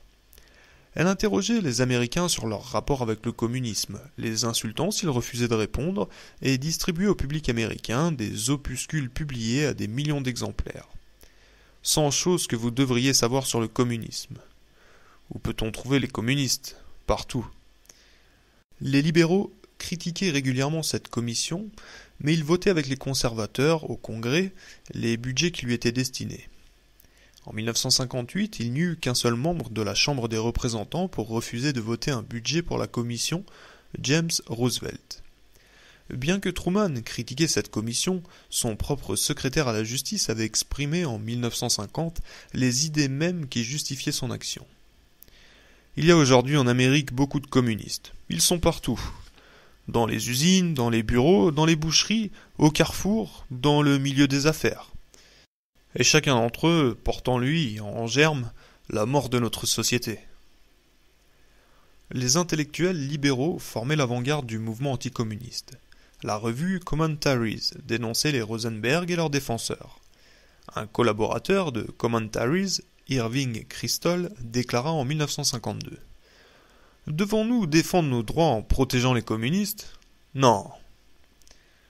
Le département à la justice de Truman poursuivit les responsables du Parti communiste au nom de la loi Smith en les accusant de conspirer et d'inciter au renversement du gouvernement par la force et la violence. Cette accusation reposait en grande partie sur le fait que les communistes distribuaient des écrits d'inspiration marxiste-léniniste, activité que l'accusation qualifiait d'appel à la révolution. On ne put jamais apporter la preuve d'un danger immédiat ou d'un projet de révolution par la violence de la part du Parti communiste. La décision de la Cour suprême fut rendue publique par le président, Vinson, nommé par Truman. Il invoqua la vieille doctrine du danger immédiat et déclara qu'il y avait à l'évidence une conspiration en cours dans le but de fomenter une révolution au moment jugé propice. C'est ainsi que les plus hauts responsables du Parti communiste furent arrêtés et jetés en prison. Assez rapidement, la plupart des cadres du parti passèrent dans la clandestinité. Indubitablement, on réussit à rendre l'opinion publique méfiante à l'égard des communistes et favorable aux mesures drastiques prises à leur encontre, emprisonnement à l'intérieur et opérations militaires à l'extérieur. La culture tout entière était imprégnée d'anticommunisme. Les plus grandes revues publiaient des articles intitulés « Comment on devient communiste » ou « Les communistes s'en prennent à vos enfants ». En 1956, le New York Times publia un éditorial dans lequel on pouvait lire « Nous refuserions d'employer un communiste dans notre rédaction ». Parce que nous n'aurions pas confiance dans sa capacité à informer objectivement ou à commenter les nouvelles avec toute l'honnêteté qui s'impose. Le récit des exploits d'un informateur du FBI qui avait été communiste avant de devenir agent du FBI. J'ai mené 3 vies, fut publié dans 500 journaux et adapté à la télévision. Des films produits par Hollywood portaient des titres tels que « J'ai épousé une communiste » ou « J'ai été communiste pour le FBI ». Entre 1948 et 1954, on tourna à Hollywood plus de 40 films anticommunistes. Même l'American Civil Liberties Union, entre parenthèses ACLU, créée spécifiquement pour défendre les droits des communistes et d'autres groupes politiques, se laissa prendre à l'atmosphère de la guerre froide. En 1940, déjà, cette organisation avait exclu l'une de ses fondatrices, Elizabeth Gurley Flynn, parce qu'elle était membre du Parti communiste. Dans les années 1950, la CLU hésita à défendre Owen Lattimore et Corliss Lamont, pourtant membres de son bureau directeur, quand ils furent tous deux victimes de l'anticommunisme. Elle renacla également à défendre publiquement les dirigeants communistes lors du premier procès inspiré par la loi Smith et se tint complètement à l'égard du procès Rosenberg, prétextant qu'aucune liberté civique n'y était mise en cause. On apprenait à toutes les générations que l'anticommunisme était héroïque. En 1951, on vendit près de 3 millions d'exemplaires du livre de Mickey Spillane, One Lonely Night, dans lequel le héros Mike Hammer déclarait « J'ai tué plus de gens ce soir que je n'ai de doigts. Je les ai tués de sang-froid et j'en ai apprécié chaque instant. C'étaient des cocos, des fils de pute de rouge qui auraient dû crever depuis longtemps. » De son côté, Captain America, un héros de bande dessinée, claironnait. « Attention, Coco, espion, traître et agent de l'étranger. Captain America, avec l'aide de tous les hommes libres et loyaux, vous traque. » Tous les écoliers du pays participaient à des exercices de sécurité dans lesquels les attaques soviétiques sur l'Amérique étaient signalées par des sirènes. Les enfants devaient rester sous leur bureau jusqu'à que tout s'arrange. Dans cette atmosphère, le gouvernement n'avait aucun mal à s'assurer le soutien de l'opinion publique pour sa politique de réarmement. Le système, qui avait été si secoué dans les années 1930, avait appris que l'économie de guerre pouvait offrir une certaine stabilité et rapporter d'énormes bénéfices. L'anticommunisme de Truman était en ce sens rassurant. Steel, une revue liée au monde des affaires, avait reconnu en novembre 1946, avant même la doctrine Truman, que la politique de Truman apportait la ferme assurance que le maintien à niveau et l'anticipation de la production militaire serait la grande affaire des États-Unis pendant une période relativement importante. Cette prédiction s'est révélée parfaitement juste. Au début 1950, le budget global des États-Unis tournait autour de 40 milliards de dollars et la part militaire de ce budget s'élevait à quelques 12 milliards. En 1955, la part militaire à elle seule était de 40 milliards de dollars sur un budget global de 62 milliards. Un petit mais courageux mouvement opposé au lobby militaire, dirigé par la War Resistor League et quelques autres groupes, ne put rien faire contre cette évolution. En 1960, le budget militaire était de 45,8 milliards de dollars, 49,7% du budget global. Cette année-là, John F. Kennedy, fraîchement élu à la présidence des États-Unis, augmenta immédiatement les dépenses militaires. Selon Edgar Bottomé, entre parenthèses, The Balance of Terror, l'administration Kennedy augmenta le budget de la défense de 9 milliards de dollars en 14 mois. En 1962, prétextant de craintes parfaitement injustifiées sur les progrès militaires de l'Union soviétique, de prétendus fossés en termes d'armement stratégique, les États-Unis s'assurèrent une suprématie nucléaire écrasante. Ils possédaient alors l'équivalent de 1500 bombes du type Hiroshima, bien plus qu'il n'en fallait pour détruire toutes les grandes villes de la planète. Pour expédier ces bombes, l'Amérique possédait un peu plus de 50 missiles balistiques intercontinentaux, 80 missiles sur les sous-marins atomiques et 90 missiles sur des bases outre-mer, 1700 bombardiers capables d'atteindre l'Union soviétique, 300 bombardiers de combat sur des porte-avions et 1000 porteurs supersoniques. L'Union soviétique était manifestement à la traîne avec 50 à 100 missiles intercontinentaux et moins de 200 bombardiers à grande autonomie. Mais le budget militaire des États-Unis continua de grimper, ainsi que l'hystérie et les profits des entreprises qui profitaient de la multiplication des contrats d'armement. L'emploi et les salaires grimpèrent également suffisamment pour maintenir un nombre non négligeable d'Américains dans la dépendance de l'industrie de guerre. En 1970, le budget militaire américain atteignait les 80 milliards de dollars et les entreprises impliquées dans la production militaire faisaient des bénéfices colossaux. 2/3 des 40 milliards dépensés pour les systèmes d'armement allaient directement dans les caisses de 12 ou 15 géants industriels dont la seule raison d'être était de remplir les contrats militaires passés avec le gouvernement. Le sénateur Paul Douglas, économiste et président du Joint Economic Committee du Sénat, remarquait que les 6/7 de ces contrats ne font l'objet d'aucun appel d'offres. Prétextant la nécessité de garder le secret, le gouvernement choisit une entreprise et dresse avec elle un contrat au cours de négociations plus ou moins secrètes. C. Wright Miles, dans son livre sur les années 1950, The Power Elite, range les militaires parmi l'élite aux côtés des politiciens et des entrepreneurs. Ces éléments étaient de plus en plus intriqués. Un rapport sénatorial démontra que les 100 plus importantes entreprises américaines, travaillant pour l'industrie de l'armement et détenant 64,7% des contrats en ce domaine, employaient plus de 2000 anciens officiers de haut rang de l'armée américaine. Dans le même temps, les États-Unis tissaient, au moyen de l'aide économique accordée à certains pays, un réseau de domination économique à travers le globe et renforçaient ainsi leur influence politique. Le plan Marshall de 1948, qui accordait 16 milliards de dollars d'aide économique sur 4 ans aux pays de l'Europe de l'Ouest, avait pour objectif de reconstruire des marchés pour les produits américains. George Marshall, d'abord général puis secrétaire d'État, déclara « Il est absurde de penser qu'une Europe laissée à elle-même demeurerait aussi ouverte au commerce américain qu'elle a pu l'être par le passé. » Mais le plan Marshall possédait également un objectif politique. Les partis communistes italiens et français étaient relativement puissants. Les États-Unis décidèrent d'user du pouvoir de l'argent et de faire pression pour faire en sorte qu'ils ne participent pas aux gouvernements nationaux. Lorsque le plan se mit en œuvre, le secrétaire d'État de Truman, Dean Acheson, déclara « Ces mesures de soutien à la reconstruction ne sont qu'en partie motivées par des sentiments humanitaires. Votre Congrès a autorisé, votre gouvernement applique aujourd'hui ces mesures de soutien à la reconstruction, principalement pour des raisons d'intérêt national. » À partir de 1952, l'aide fournie aux pays étrangers devint de plus en plus clairement destinée à instaurer des pouvoirs militaires dans les pays non communistes. Au cours des 10 années qui suivirent, sur les 50 milliards de dollars d'aide fournis par les États-Unis à 90 pays, seuls 5 milliards étaient destinés au développement économique non militaire. Lorsque John F. Kennedy prit ses fonctions, il inaugura l'Alliance pour le progrès, un programme d'aide destiné à l'Amérique latine en insistant sur les réformes sociales et l'amélioration des conditions de vie. Mais il s'avéra qu'il s'agissait avant tout d'une aide militaire afin de maintenir au pouvoir des dictatures de droite et de leur permettre d'écraser les révolutions. Entre l'aide militaire et l'intervention militaire, il n'y avait qu'un pas.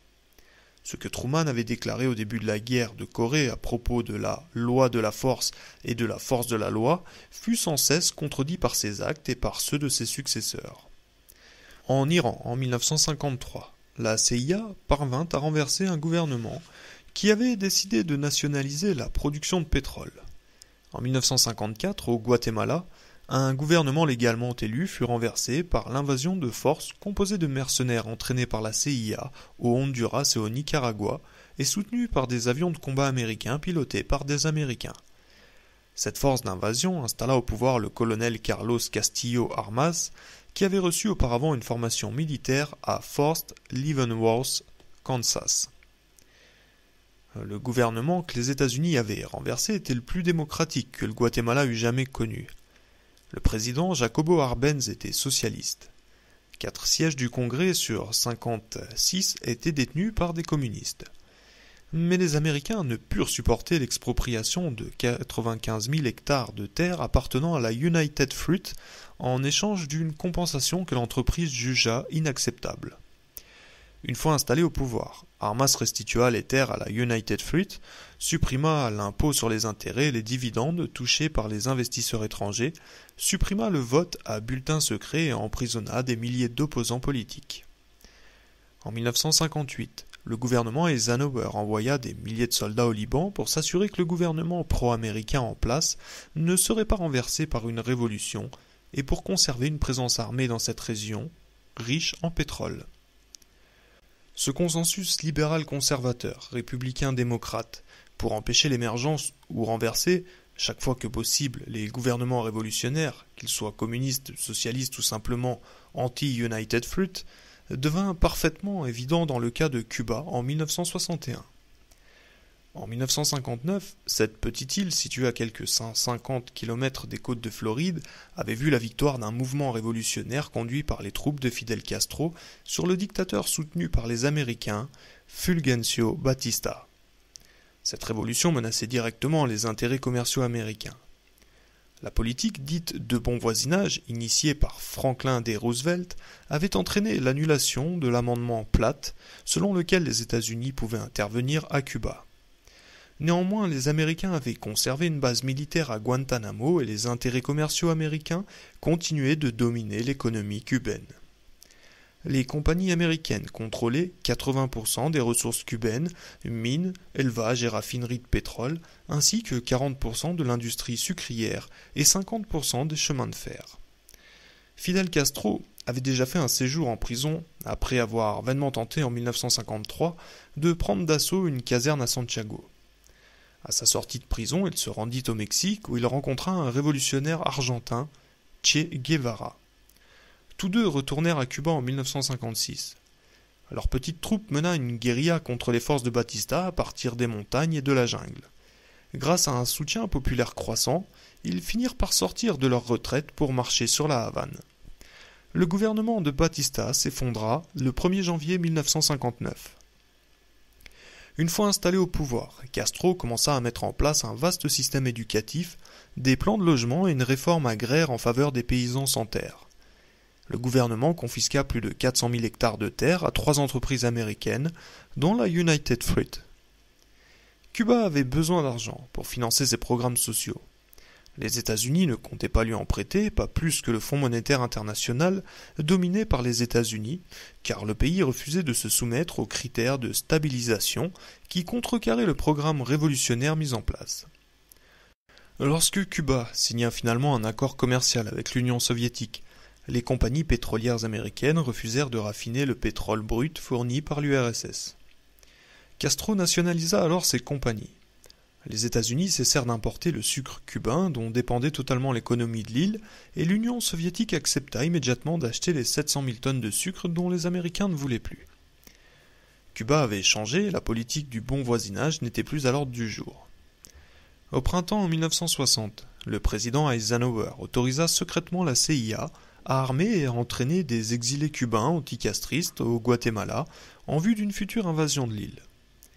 Lorsque Kennedy prit ses fonctions au printemps 1961, la CIA avait armé et entraîné 1400 exilés cubains. Il poursuivit le plan d'Eisenhower. Le 17 avril 1961, les forces entraînées par la CIA avec la participation de quelques Américains débarquaient à la baie des Cochons, au sud de Cuba, à 150 km de La Havane. Ils espéraient provoquer un soulèvement populaire, mais le régime castriste était apprécié. Il n'y eut pas de soulèvement et les forces de la CIA furent repoussées par l'armée de Castro. Toute cette affaire de la baie des Cochons ne fut qu'un tissu d'hypocrisie et de mensonges. L'invasion constituait à l'évidence une violation de la charte de l'Organisation des États américains que les États-Unis avaient signée et qui stipulait que nul État ou groupe d'États n'était en droit d'intervenir, directement ou indirectement, pour quelque raison que ce soit, dans les affaires intérieures ou extérieures d'un autre État. 4 jours avant l'invasion, à cause de reportages parus dans la presse sur les camps secrets d'entraînement de la CIA, le président Kennedy tint une conférence de presse au cours de laquelle il déclara qu'il n'y aurait pas, sous aucun prétexte, la moindre intervention à Cuba de la part des forces armées américaines. En effet, le débarquement fut le fait de Cubains, mais tout avait été organisé par les États-Unis et des avions américains pilotés par des Américains participèrent à l'opération. Kennedy avait donné son accord pour l'utilisation d'avions anonymes afin de soutenir les forces d'invasion. 4 pilotes américains trouvèrent la mort au cours de ces événements. Leurs familles n'apprirent jamais la vérité à leur sujet. Le succès de la coalition libérale conservatrice dans sa tentative de créer un consensus anticommuniste national est particulièrement visible dans l'attitude de certains des principaux journaux du pays qui coopérèrent avec l'administration Kennedy pour tromper le public américain sur l'affaire de Cuba. Le New Republic était sur le point de publier un article sur l'entraînement des exilés cubains par la CIA quelques semaines avant l'opération. L'historien Arthur Schlesinger put se procurer des copies du texte avant publication et les montra à Kennedy, qui demanda que l'article ne soit pas publié. Le New Republic obtempéra. James Reston et Turner Catledge du New York Times renoncèrent à leur reportage sur l'invasion à la demande du gouvernement. Arthur Schlesinger, toujours lui, qualifia l'attitude du New York Times d'acte patriotique. Pourtant, ajouta-t-il, rétrospectivement, je me demande si, dans le cas où la presse se serait conduite de façon irresponsable, elle n'aurait pas épargné au pays un désastre.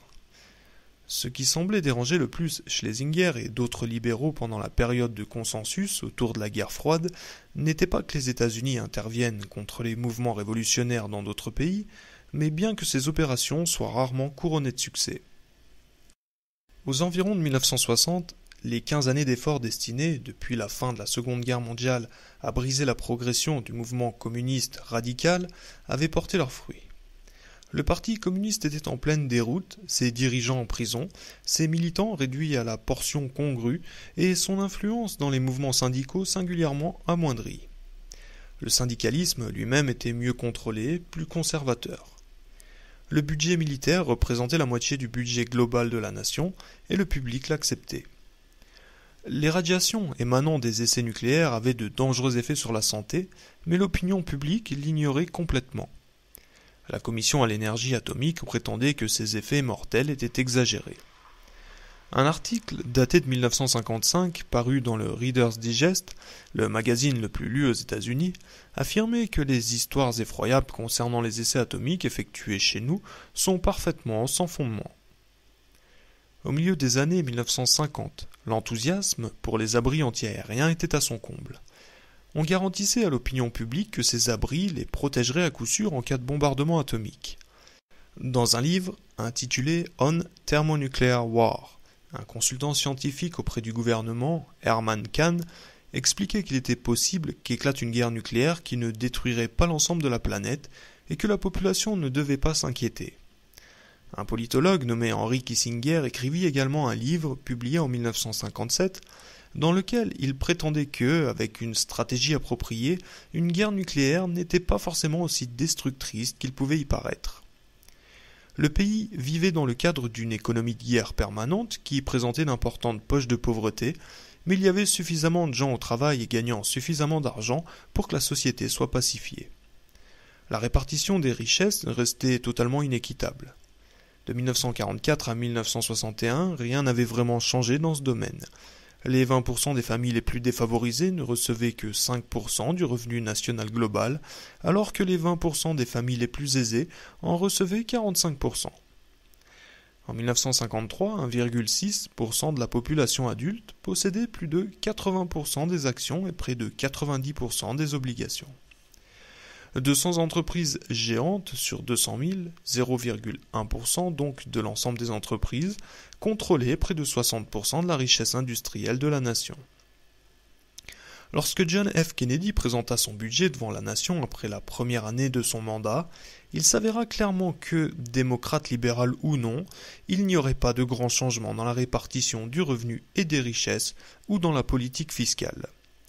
L'éditorialiste du New York Times, James Reston, résuma la teneur du message de Kennedy en écrivant que celui-ci voulait éviter tout changement intempestif sur le front intérieur, en même temps qu'il promettait une gestion frontale plus ambitieuse sur la question du chômage. Reston ajoutait: il accepte l'idée d'une réduction d'impôts pour l'investissement commercial destinée à accroître l'appareil productif et à le moderniser. Il ne brûle pas du désir de se confronter aux conservateurs du Sud sur la question des droits civiques. Il demande instamment aux syndicats de faire en sorte de ne pas réclamer d'augmentation des salaires afin que nos prix restent compétitifs sur les marchés mondiaux et que le nombre des emplois puisse croître.